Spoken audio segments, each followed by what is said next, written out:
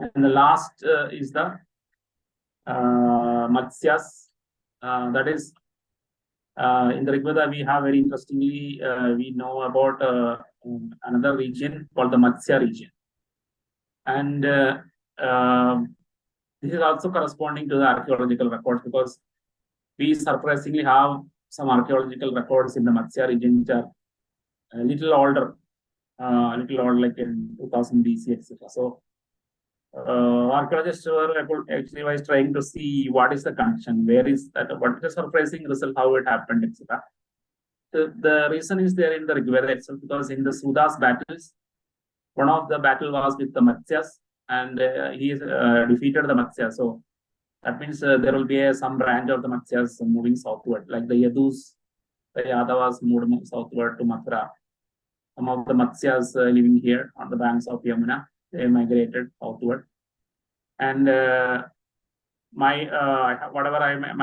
inference is that the Matsyas, that is how the Matsyas reached this Rajasthan, northeastern Rajasthan, and Viratanagari, Poplavia, two cities mentioned in the Mahabharata, Matsya cities, all established because of this southward migration of the Matsyas. And of course, in the Mahabharata, there is a remnant of the Matsyas in the Yamuna region, because Satyavati, the second wife of Shantanu, who established in Hastinapura, she was belonging to this Matsya region. And you know that Satyavati was like a flying boat in this, carrying people along Yamuna in this region. We have some Matsyas continuing in this region, but some of the kings, royal dynasties got established in the Rajasthan, northern Rajasthan, Alwar Bharatpur region. We have Viratanagari, etc. So here actually I mentioned this Aityasik Matsya, Viratanagari. You will have here in this south in the Rajasthan place. And the last like region that we will be discussing in this today's talk is the Chedis. So just like the Matsyas, just one Janapata or one people very famous in the Itihasas. The Chedis also is mentioned in the Ṛgveda. So the Chedis, some started getting mentioned in starting with the 8th mandala, that is the late Ṛgvedic period. And very surprisingly, the Chedis, whenever Chedis are mentioned in that, there is mention of Ushtra, that is camel. So that means the Chedis might have come from a desert region. And the 8th mandala means definitely it is closer to the, the Saraswati drying up, etc. Right? 8th mandala is late Ṛgvedic period. Of course, slightly older than the 10th mandala, which I have dated to the 1900 BC, the end of the 10th mandala to 1900 BC. And the 8th mandala will be very much closer to that 1900. So based on some estimation, I put it at 2100 BC. So these are the periods where Saraswati River started. There was a dryness in the Saraswati River area. This is all recorded very well in the climatology as well as the geological records. The Saraswati River, it was almost in a very middle portion completely dried up by 1900 BC. And then in the Mahabharata, the Balarama was trying to have a pilgrimage along Saraswati, and the description very much clearly shows there is a complete dryness of the Saraswati after Kurukshetra. Like it was from here onwards, it was dried up. If I look at some larger maps, okay, I mean, we will see. So what I'm saying is Saraswati was from this point onwards, it was dried up. In the Kurukshetra war period, that is Balarama pilgrimage, etc. when it happened. So what it means is that we will be, because of this situation, we will be able to locate the Chedis somewhere around the dried up region of Saraswati, somewhere around here. Because if these camels were mentioned in the early Ṛgvedic period, then this would be a big problem because Chedis would be because there was not that much dried up region in India at that period. In the early Ṛgvedic period, like 3000 BC, etc., dried up regions were in somewhere in the little bit far away, like in the Iran and the Central Asia, etc. So this has also confused a lot of researchers, chronological researchers from this Ṛgveda, because they were frantically searching for some evidence for the migration of the Iran, the Vedic people from the faraway lands like Iran and Central Asia, etc. So when they see the mention of camels, they were very happy. Oh yeah, in India the camels will not be there. So naturally camels are there in the Bactrian camels, or somewhere far away the camels are there from somewhere far away. So they just latched on to that and said, oh, the Ṛgvedic people came from there. But what is the problem is they don't know the chronology sequence. So the 8th mandala is clearly a late Ṛgvedic mandala. And it cannot be very ancient. It cannot be very ancient like the early Ṛgvedic mandalas like 6, 3rd, 3, and 7. So after 6, you have 3, you have 7, then you have 4, 2, and then 5, and after that 8 comes, 8, 9, and 10 comes very late. It is closer to the Saraswati dry-up region, Saraswati dry-up period. So then such kind of dried areas are started developing in the Rajasthan area, Rajasthan and Cholistan areas, the dry-up started. So when you have dry-up, then your water flow, etc., even the Saraswati is not completely dried up, the amount of water, etc., will be very less. And that is what triggered the migration of the Chedis. They felt that their country or the region where they are living is not very suitable, and so they migrated like this. At some point, Chedis were living in the Mathura region, and then slowly they reached the current their final location that you see in the Mahabharata. And interestingly, in the Ramayana, that is happened 100 years ago. This area very important for Ramayana because Sri Rama was migrating southward through this region, and there is not a single mention of Chedi in Ramayana. That is because they have not reached this location. So it took 100 more years. That is during the Rama period, Chedis were not here. That is why Ramayana doesn't mention Chedi here. They were somewhere here at that time, or here. They were a little more far away. But right in the Mahabharata period, you see Chedi mentioned in here. On the banks of southern tributary of Yamuna, there is Shuktimati, currently known as the Cane River. So the Chedis reached their Aitihasic location during the period of the Pandavas, and slightly far away during the period of Rama. And then all of these things match up very correctly. Why the Chedis are not mentioned in this region while Rama was traveling in this region, that is very clearly understood. And after little more time elapsed, after 100 more years elapsed, you see during the Pandavas period, the Chedis are mentioned in the exact location where they were expected to be. So this is also one of the importance of comparative analysis of Ṛgveda and Ramayana and Mahabharata. You able to solve a lot of riddles, a lot of confusing things when you understand their proper migrations and movements of people. So this is all. I think now we have concluded. So I just summarize. Apart from the Vara Prithvya, which is our central point, for the 0 point of the Kurukshetra region. So the 0 point of the Ṛgveda, and Vara Prithvya is the most sacred, the ancestral land. So it can be called as the ancestral land, as a Swarga, because your ancestral land as a native place is like heaven. So it is Swarga. It is the most prosperous place, and between Saraswati and Rishaswati. So that is our main area where the Sudas, Vishwamitra, Vasishta, and so many rishis lived. And that is why it is very sacred in our mentioned as very sacred in our tradition. Why still pilgrim circuits are in this area? That is the reason why the Pandavas and Kauravas decided to battle here, because they believed that if you battle in this region, the Kurukshetra region, they will be dying in the place where their ancestors lived, and it is also considered as a swarga. So anyway, if you die there, you are in swarga. So they decided there. So this is a very important, prominent place for them. And then there is Sapta Sindhu, which gave us the name, the word Hindu, and that is very clearly mentioned. There was 7 rivers, 2 rivers disappeared, it became Punjab, and the Kikadas are there, who are the ancestral to the Magadhas.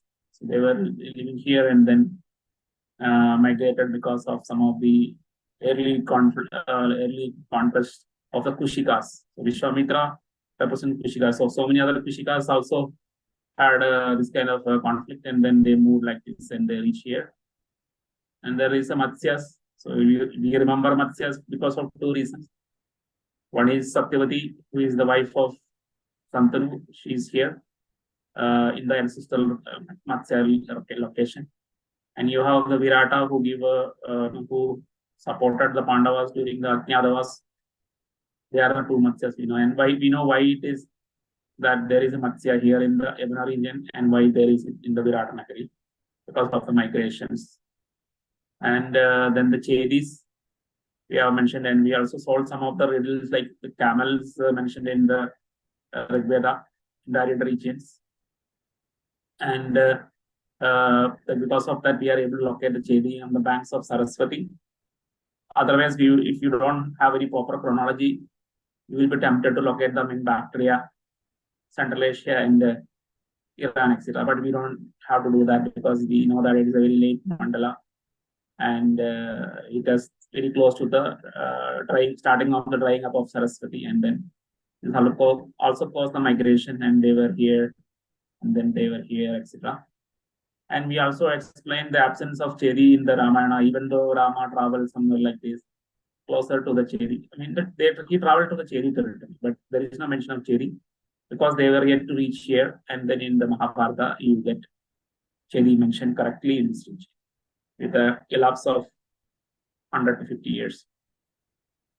Yeah, I'm stopping here, and then we found the oldest copy of the Ramayana, which does not have Balkand or Uttarkand. Now, if in 180 there is no Balkand, and then we say that, the Vishwamitra journey, what you showed us in the map right now, that actually happened. How do we not, that means Ramayana would have happened some 1,000-2,000 years back, nearly. As per. So then how can we be sure that the entire introduction of Vishwamitra in the Balkan Ramayana, which was a much later edition after 180, was not just a concoction of a fertile mind? So the manuscript discoveries are very late. Like, for example, everybody agree Ṛgveda is as per my chronology 3300 BC to 1900 BC. Based on Talagiri's chronology, it is 3300 BC to 1500 BC.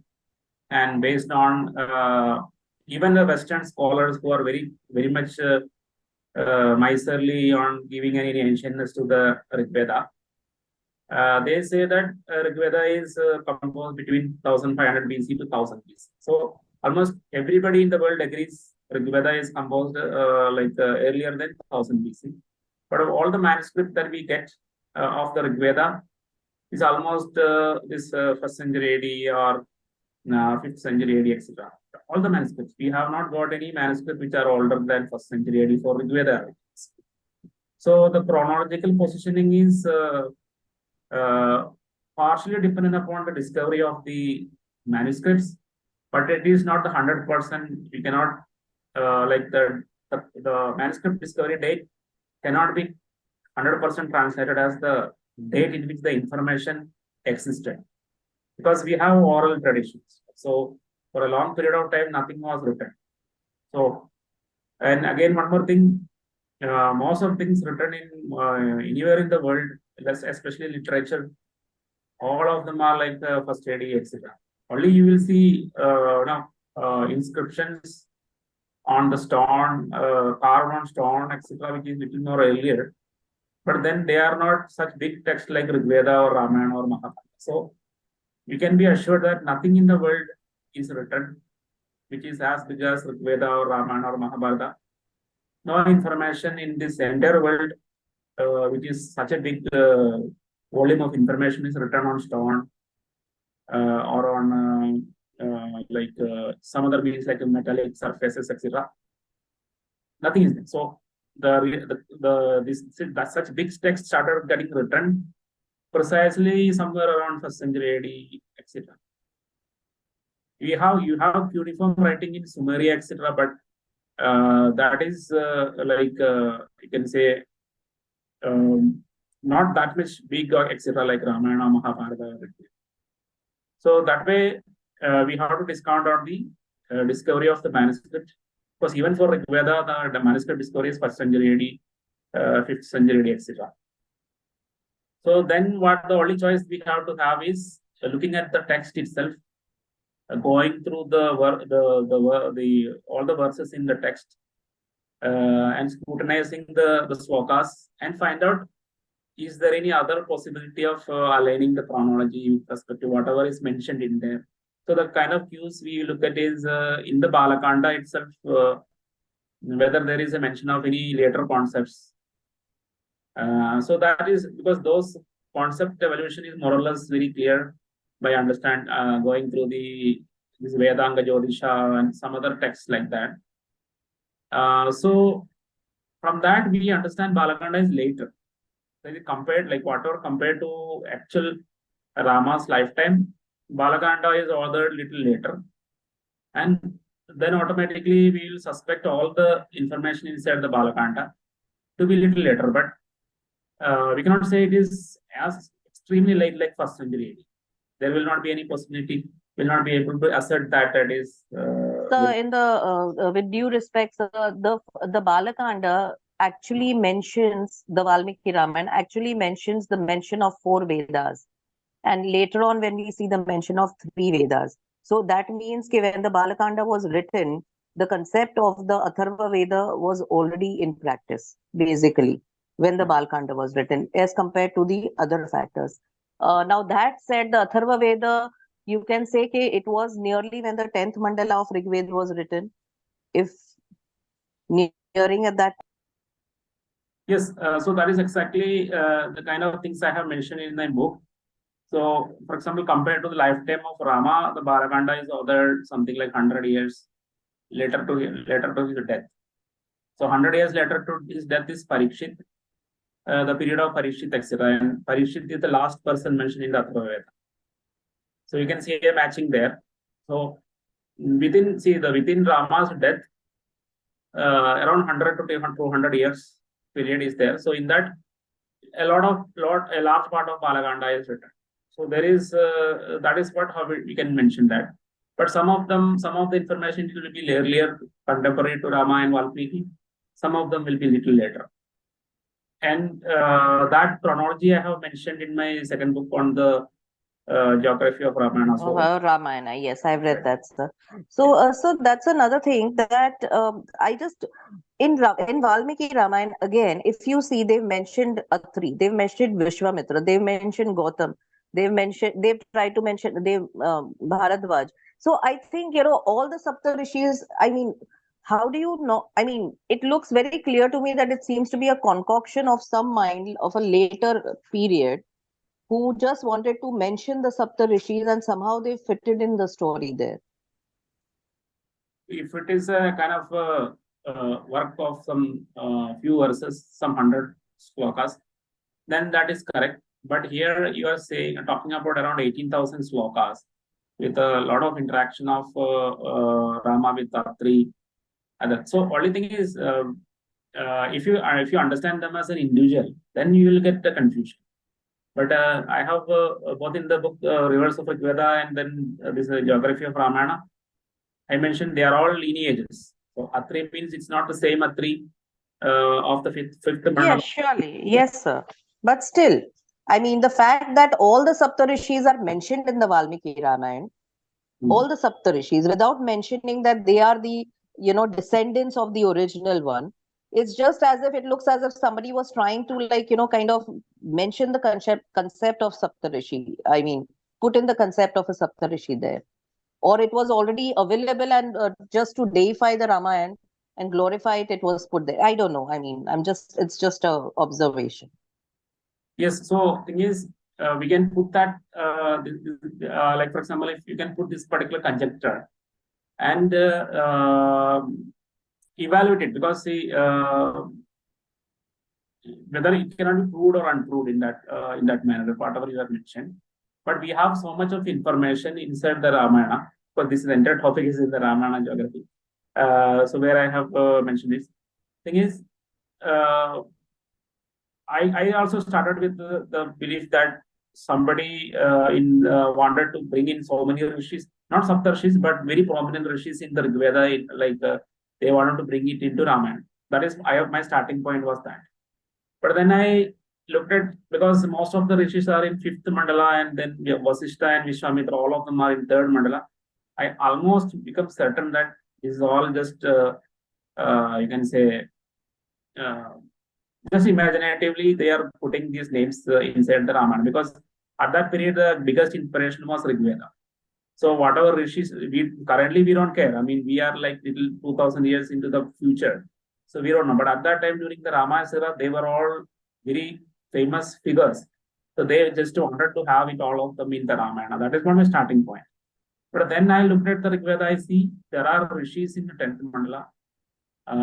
There is Atri Rishi in 10th mandala, there is a Vasishtha in 10th mandala, there is a Vishwamitra in 10th mandala, there is a Jamadagni in 10th mandala, there is a Parashurama in 10th, there is a Javadagni, Rama Jamadagni. So every Rishi that Rama encountered is there in the 10th mandala. But so it could be because both the writers of both the epics could be either related or the same, or maybe it was written during the same period. No, that's what I'm saying. When you have all these people really available in the during the Rama lifetime, then our theory that these are all imagination get diluted. That is what I have to say. Still, we can say, but then that there is no truth in that actually, because when we don't have, assume that there was no Vasishtha in the 10th month, then whatever you said will get strengthened. So these theories, they are strengthened or weakened based on data. So yes, sir. The fact that Mahabharata did happen after Ramayana would be very clear, because if Parashar got together with Satyavati, Parashar is the son of Shakti and Shakti is the son of Vashishta, then, and if that means that the Vashishta that was in Ramayana could be the actual original Vashishta, the Mitra Varuni Vashishta. No, what I'm saying is, I think you might have to read the Ramayana book, because it's already published. And these points are discussed in the Ramayana book. Even this same doubt was there with Conrad Elst and also Srikant Alagiri. And then when I mentioned about the presence of these rishis in 10th mandala, then they were they completely understood that point. Because they were earlier focused only on this, most of the rishis like Vasishtha and Vishwamitra, they were really focusing on the 3rd mandala and 7th mandala, that is early Ṛgvedic period.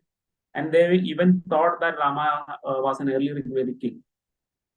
And because you have, but then I pointed out, if you put Rama in the early Ṛgvedic period, then there is a problem with some other rishis, like Atri, who is primarily into the 5th mandala.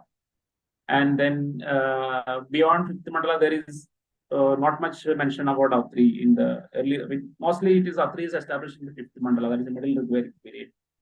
And then so many other rishis also there who are not mentioned in the early Ṛgveda. They are mentioned in Ramayana. So that way we cannot put, see, when you put, basically again say, when you put Rama in the 3rd mandala, where Vasishtha and Vishwamitra of Sudas is contemporary to Sri Rama, then some points agree, but large number of points disagree. And this is I have mentioned in my geography of Ramayana book.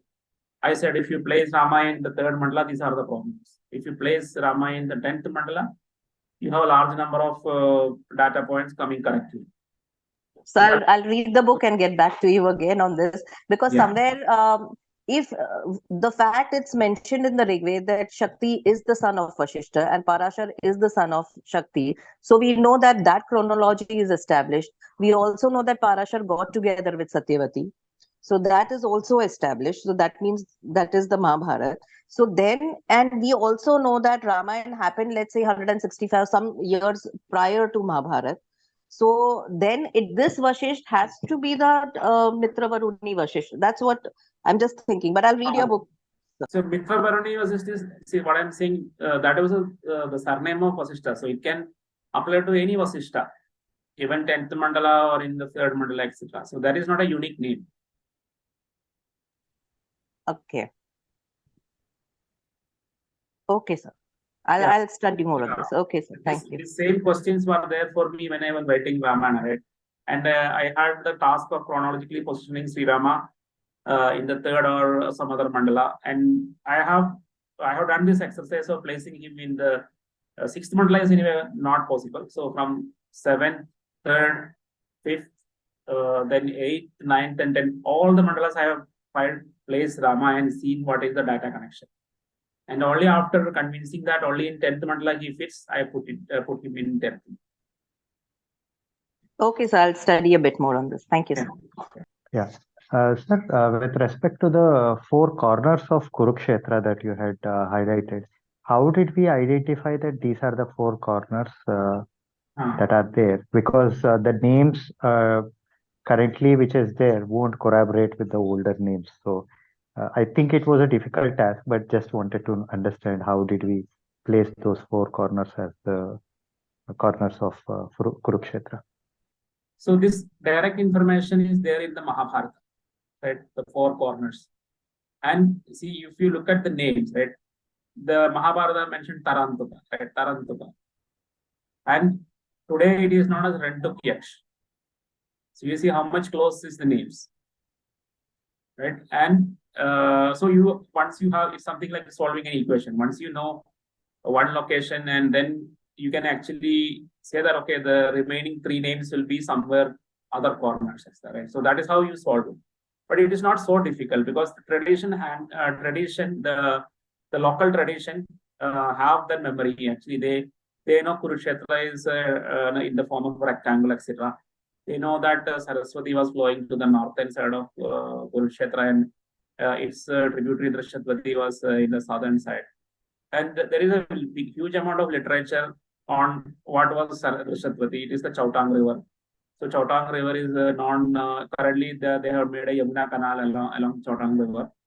So all these are well-known local information in Haryana. Similarly, Saraswati course.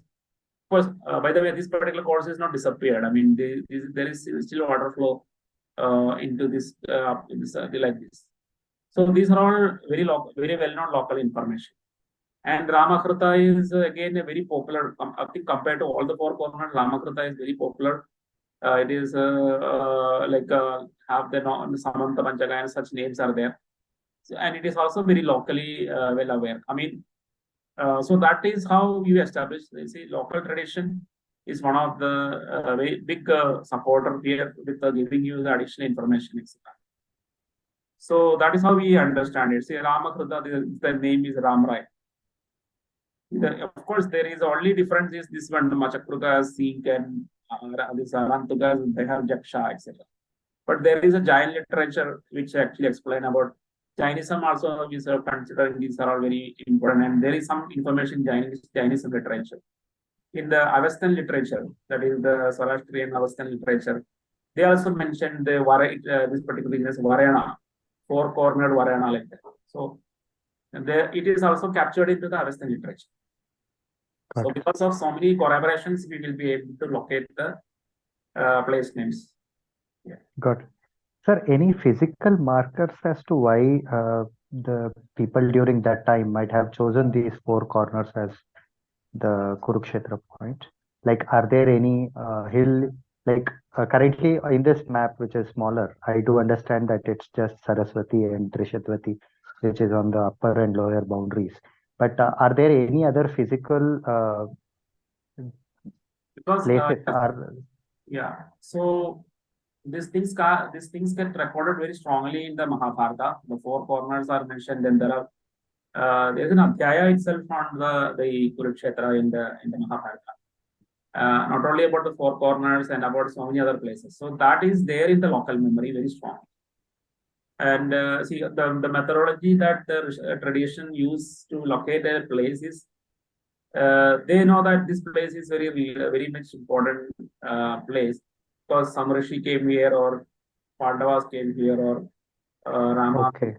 somebody importance of the significance came. So they will create a very sacred space there. This is called Tirtha, right? Tirtha. Right. Because even temple creation was very late. So they will consider it as a Tirtha Sthan. And that place will be considered, sometimes it will be a forest, sometimes it will be a mountain, sometimes it will be a kind of a very holy spot, bathing hut in a river or a lake. That memory continues for hundreds of years, like even it can continue for 1,000 years, like that. And when people started making temples, they established temples in this location. And there they will say, okay, this is related to that. Sometimes you will have the folklore slightly modified, etc. But if a researcher look at it, they will be able to understand, dig out the connections. That is how it is.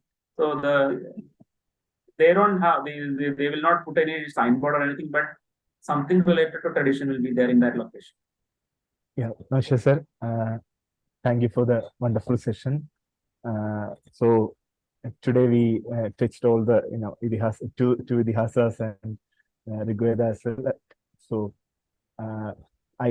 as I always said, says please try to join in live and attend the live sessions and try to engage sir with questions, because then we'll get otherwise it's just we can watch the videos YouTube also. So it's always better to attend the live sessions. Please do that.